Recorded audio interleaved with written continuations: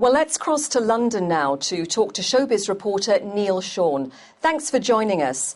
I can't help thinking, Neil, that there's a lot of hypocrisy at the moment. Now that she's dead, everyone's hailing Amy Winehouse's undeniable talent. Yet for years, the tabloids ghoulishly feasted off her chaotic lifestyle and self-destruction.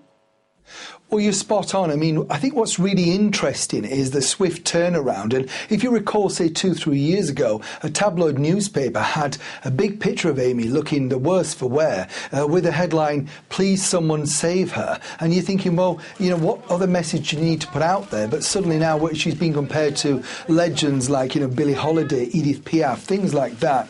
And I do kind of think, well, hang on a minute. A lot of you people have earned a very good living from this unfortunate young lady, and so consequently maybe they're actually wondering now who the next person is they could look towards, because obviously people love a victim.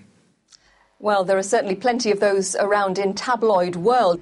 And of course, a lot of her fan base are vulnerable teenagers, and these are the people who are looking up to this drink and drugs lifestyle. You just need to take a look at the tributes outside her house. Not just flowers, but cigarettes and vodka.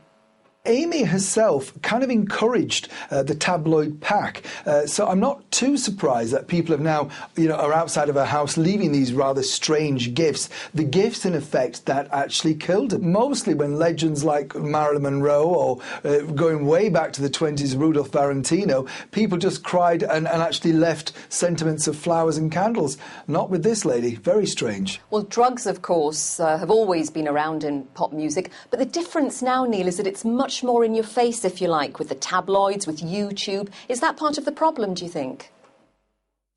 We now live in a more sort of accessible media world. You know, people know exactly what to do. Remember, somebody can film any celebrity misbehaving instantly on their BlackBerry or mobile, whatever they've got, and whack that onto YouTube or any social networking site.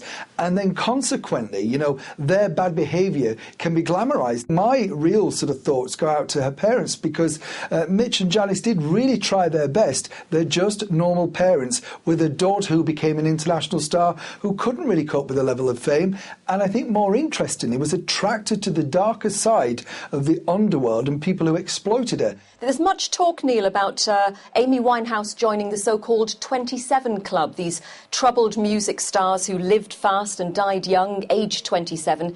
It's almost like this sort of tragic end is romanticised in pop culture. Do you know, one thing that Amy said to me, I think, you know, would be around about 2004, just after her first album, and she made some comment in the interview about how, you know, we were talking about what becomes a legend most, if you like, you know, why do people get remembered and others don't?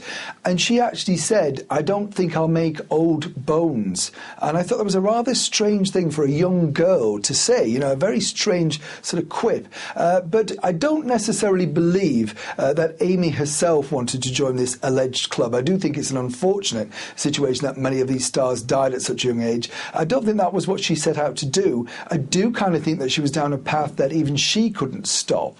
All right, well, Amy Winehouse's death is a tragic waste in so many respects. Thanks for giving us your insight, Neil Sean. It's good to talk to you. Pleasure.